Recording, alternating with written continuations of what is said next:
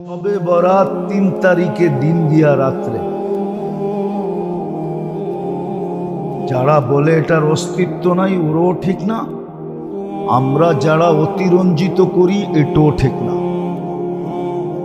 ১৭ জন সাহাবায়ে কেরাম থেকে এটার প্রমাণ আছে এই রাত্রের অস্তিত্ব আছে এবং রহমতময় রাত্র।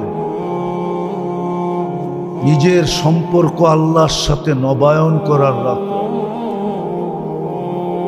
নিজের পছন্দ মতো সবকিছু ১ বৎসরের জন্য আল্লাহর কাছে মঞ্জুর করার রাত্র। আল্লাহর কাছে মঞ্জুর করে আনি পছন্দেরটা, নির্জনে বৈশা, গোপনে বৈশা।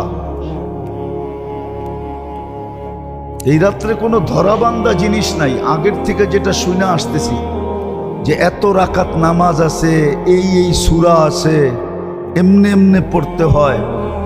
আবার জামাতের সাথে সালাতুত তাসবিহ নফল জামাতের সাথে নাই।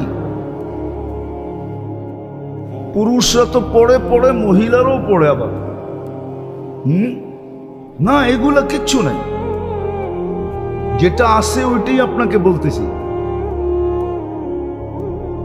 ব্যক্তিগতভাবে সারা রাত্র ইস্তেগফারে কাটায় দেন, চোখের পানি দিয়া কাটায় দেন, মাপ চাওয়া দ্বারা কাটায় দেন, রহমত চাওয়া দ্বারা কাটায় দেন।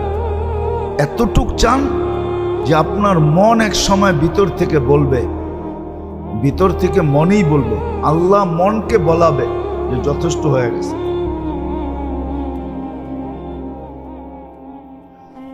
এই রাত্র রহমত নেওয়ার রাত্র।